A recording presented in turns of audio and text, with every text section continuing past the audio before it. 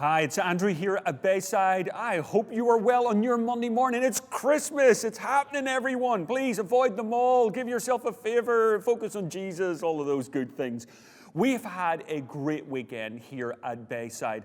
And one of the best things about my job and what I get to do around here is not getting to do the stuff, but is watch others do it and do it better than us so often.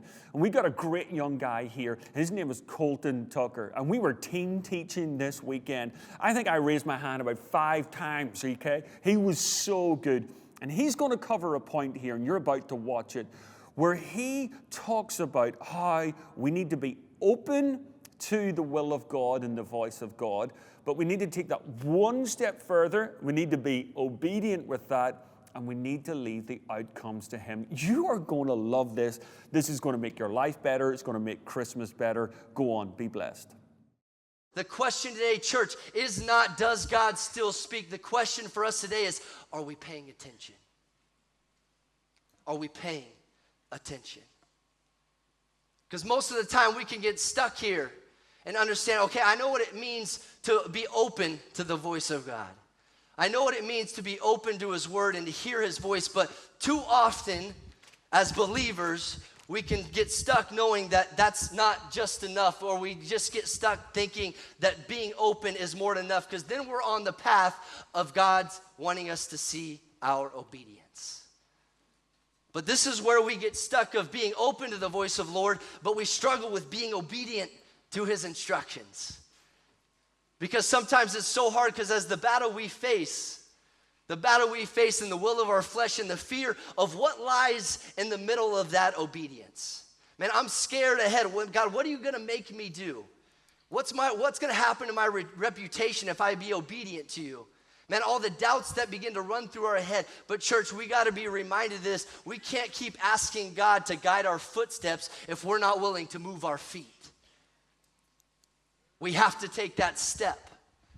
We have to know that God not only wants us to be open to His voice, but be obedient to His instructions as well.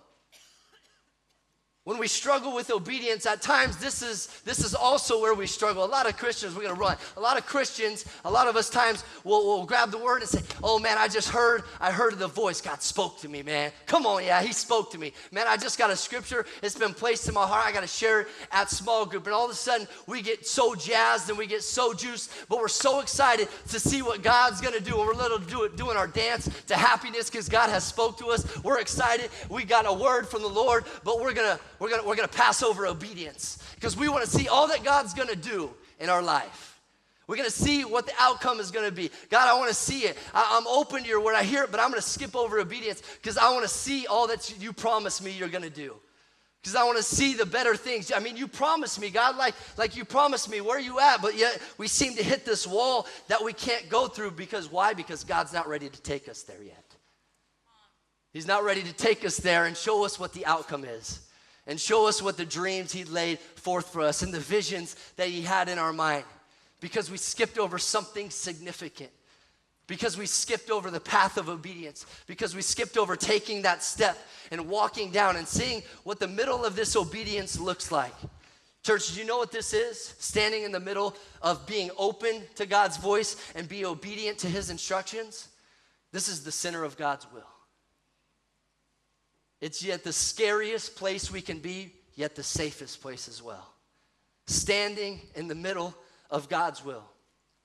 And when we truly grab a hold of this and we're open to the voice of God and we're obedient to His instructions, God takes our hands and He walks us down the path.